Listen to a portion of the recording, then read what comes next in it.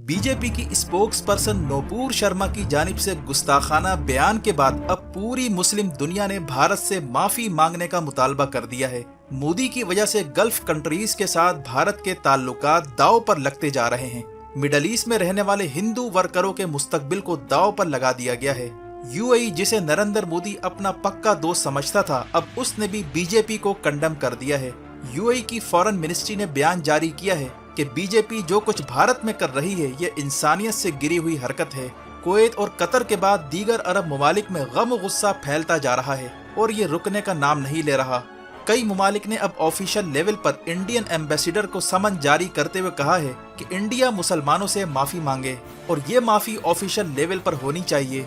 वाज़ेह है कि बीजेपी से ताल्लुक रखने वाले नूपुर शर्मा और नवीन जिंदाल कुमार की जानिब से जिस तरह गुस्ताखाना बयानात दिए गए, इसकी ट्रांसलेशन इस वक्त अरब मुल्कों में गर्दिश कर रही है। कई दिनों तक नूपुर शर्मा और जिंदाल के खिलाफ कार्रवाई न करने के बाद सबसे पहले कतर और कुवैत में लोगों ने शदीद एहतजाज किया और फिर देखते ही देखते इस मामले ने गल्फ कंट्रीज को लपेट में ले लिया है।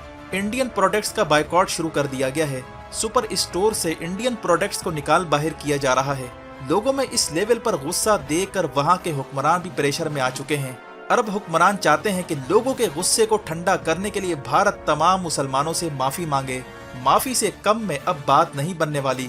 इस दौरान बीजेपी और आरएसएस के सर फिरे लोगों ने कतर के खिलाफ कैंपेन चलाना शुरू कर दी है और बाइकॉट कतर एयरवेज के नाम से भारत में ट्रेंड चलाया जा रहा है। इन सरफिरों को ये अंदाजा ही नहीं कि ये मामला कतर का नहीं बल्कि पूरी मुस्लिम दुनिया का है। अगर मुस्लिम वर्ल्ड ने एयर इंडिया पर पाबंदियां लगाना शुरू कर दी तो इंडिया पर यह मामला भारी पड़ सकता है।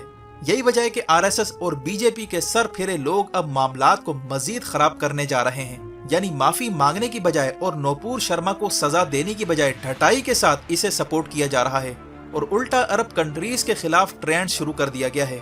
लेकिन अंदर की खबर यह है कि नरेंद्र मोदी को हालिया सूरत हाल पर बड़ा धचका लगा है। इसका ख्याल था कि 2-4 दिन के बाद ये मामला थम जाएगा, लेकिन इस बार ये मामला अब संगीन होता जा रहा है। मोदी को 2 बड़े चैलेंजेस का सामना है। एक जानिब नूपुर शर्मा को सस्पेंड करने पर हिंदुत्व के लोग सीखपा हैं और मोदी को इन्होंने निशाने पर रख लिया है और इन्होंने मोदी पर इल्जाम लगाया है कि इसने मुस्लिम ममालिक के आगे सरेंडर कर दिया है। जबकि अगर इंडिया की जानिब से ऑफिशियल लेवल पर माफी नहीं मांगी जाती तो मुस्लिम ममालिक के साथ भारत के ताल्लुकात खराब हो सकते हैं।